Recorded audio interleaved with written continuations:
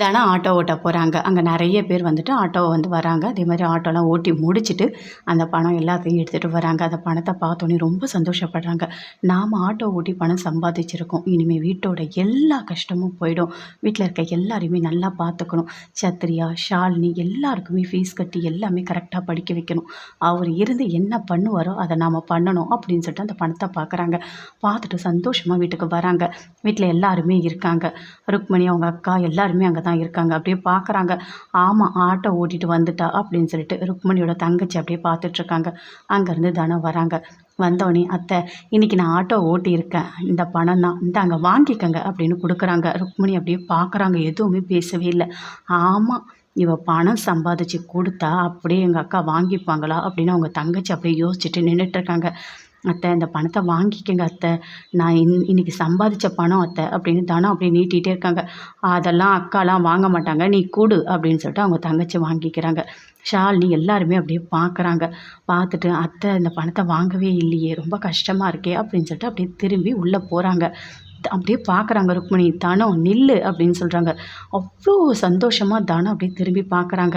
அப்படியே ஓடி வராங்க. இங்கே பாருமா, என் வீட்டுக்காரர் என்னை பாதிலேயே விட்டுட்டு போயிட்டாரு, என் பையன் என்னை விட்டுட்டு போகலை, உன்னை எனக்கு கொடுத்துட்டு போயிருக்கான், நீ போதும் அப்படின்னு சொல்லிட்டு அப்படியே ஹக் பண்ணிக்கிறாங்க.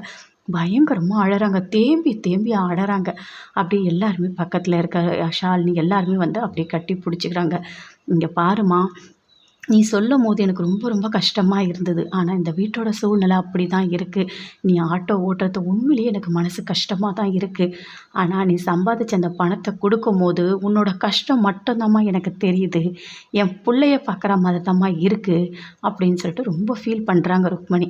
உடனே தனம் சொல்கிறாங்க, அத்தை அவர் எங்கேயும் போகலை, எனக்குள்ளே தான் இருக்கார் அத்தை, அவர் சாகலை, எனக்குள்ளே தான் இருக்கார் அப்படின்னு சொல்கிறாங்க. அதை கேட்டோன்னே அப்படியே ருக்மணியை கட்டி பிடிச்சிட்டு பயங்கரமாக அழறாங்க. எனக்கு என்ன சொல்கிறதுனே தெரியலம்மா அப்படின்னு சொல்லிட்டு, அத்தை நீங்கள் கவலைப்படாதீங்க, நான் பார்த்துக்கிறேன், இனிமேல் குடும்பத்தை எப்படி பார்த்துக்கணும் எல்லாத்தையும் நான் பார்த்துக்கிறேன், நீங்கள் கவலைப்படாதீங்க, நம்ம கஷ்டம் எல்லாமே போயிடும் அத்தை. அது மட்டும் இல்லை, நம்ம பேங்க்கில் வாங்கின அந்த பணம் எல்லாத்தையும் திருப்பி நம்ம கட்டிடலாம். கண்டிப்பாக நம்ம நினச்ச வீட்டை நம்ம கட்டி முடிக்கணும். யாரெல்லாம் ரொம்ப மட்டமாக பேசினாங்களோ அவங்க முன்னாடி வாழ்ந்து காட்டணும் அத்தை அப்படின்னு தானே சொல்கிறாங்க. எனக்கு நம்பிக்கை இருக்குமா, எனக்கு நம்பிக்கை வந்துடுச்சு, நீ இருக்கல்ல, கண்டிப்பாக எல்லாமே நடக்கும். என் பையன் இருந்து என்ன நினச்சானோ, என்ன செய்யணும்னு பண்ணானோ அது எல்லாமே நீ பண்ணுவடி எனக்கு தோணுது அப்படின்னு சொல்கிறாங்க. அதை கேட்டோன்னே தானம் பயங்கரமாக சந்தோஷப்படுறாங்க. இது போதும் அத்தை, எனக்கு இது போதும், இந்த சப்போர்ட் எனக்கு போதும், நான் இன்னும் நிறைய சம்பாதிப்பேன் அத்தை, நான் எல்லாரையும் பார்த்து பார்த்தேன், என்னால் முடியும் அப்படின்னு தானே சொல்கிறாங்க. அவ்வளோ சந்தோஷப்படுறாங்க அங்கே இருக்க எல்லாருமே. அண்ணி சூப்பர் அண்ணி அப்படின்னு சொல்லிட்டு ஷாலினி எல்லாருமே பேசுகிறாங்க. இங்கே பாரு ஷாலினி, உனக்கு எவ்வளோ ஃபீஸ் கட்டணும் என்ன எல்லாமே என்கிட்ட சொல்லு, நான் பார்த்துக்கிறேன். சத்ரி எனக்கும் என்ன வேணும் எல்லாமே நான் செய்கிறேன்.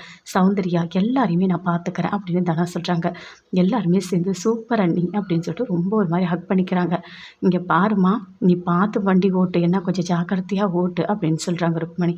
சரிங்க அத்தை, நீங்கள் என்ன சொல்கிறீங்களோ அதை அப்படியே நான் கேட்குறேன்னு தானே சொல்கிறாங்க.